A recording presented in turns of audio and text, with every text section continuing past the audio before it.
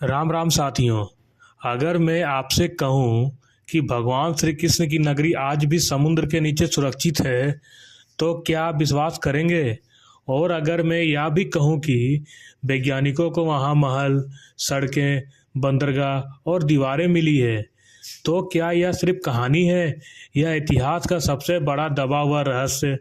आज हम उस रहस्य की परतें खोलेंगे जिसे दुनिया द्वारिका के नाम से जानती है। महाभारत में वर्णन है, श्री कृष्ण ने समुद्र के किनारे स्वर्णिम द्वारिका बसाई।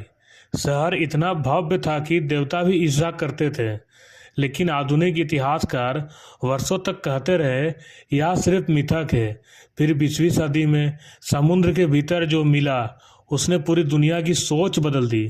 1963 से लेकर 2001 तक भारत के समुद्र विज्ञान संस्थान NIOT और ASI ने गुजरात तट पर अंडर वाटर एक्सप्लोरेशन किया और जो मिला वह चौंकाने वाला था। पत्थर की विशाल दीवारें, शहर के अवशेष, प्राचीन बंदरगाह, खंभे, सीढ़ियाँ और समुद्री किले जैसी संरचनाएं, ये सब समुद्र के नीचे 36 मीटर की गहराई में। कार्बन डेटिंग से जो तिथि मिली 9500 वर्ष से भी अधिक पुरानी। आप सोचिए, मिस्र की सभ्यता 5000 साल पुरानी, सिंधु घाटी 4500 साल और द्वारिका उससे भी दोगुनी पुरानी।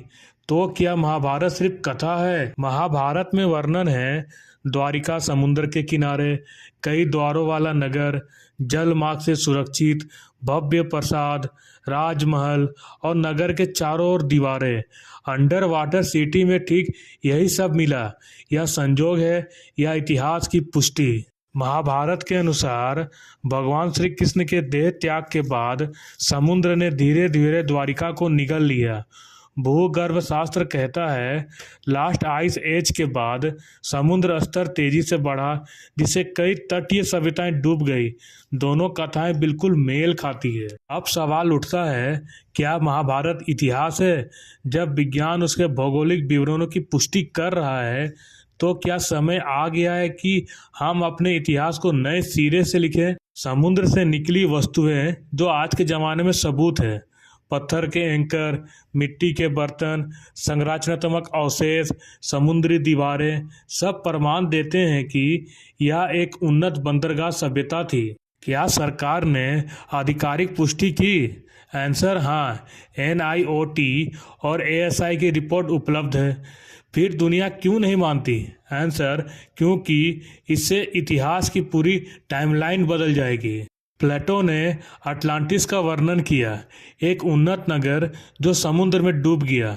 द्वारिका का वर्णन उससे मेल खाता है। तो क्या अटलांटिस और द्वारिका एक ही सत्य की अलग कथाएं हैं? भगवान श्री कृष्ण ने कहा था, यह नगर समय के साथ समुद्र में विलीन हो जाएगा। क्या उन्हें भविष्य का ज्ञान था? द्वारिका केवल नगर नहीं, यह भारत की भूली हुई महिमा है। अगर द्वारिका सच है तो महाभारत क्या है? क्या हम अपनी असली इतिहास से डर रहे हैं? आप क्या सोचते हैं, द्वारिका कथा या प्रमाण? अगर यह वीडियो आपकी आत्मा को छू गया हो तो लाइक करें, शेयर करें, सब्सक्राइब करें द अननोन पाथ को, क्योंकि यहाँ से शुरू होती है मनुष्य से महाचेतना बनने की यात्रा।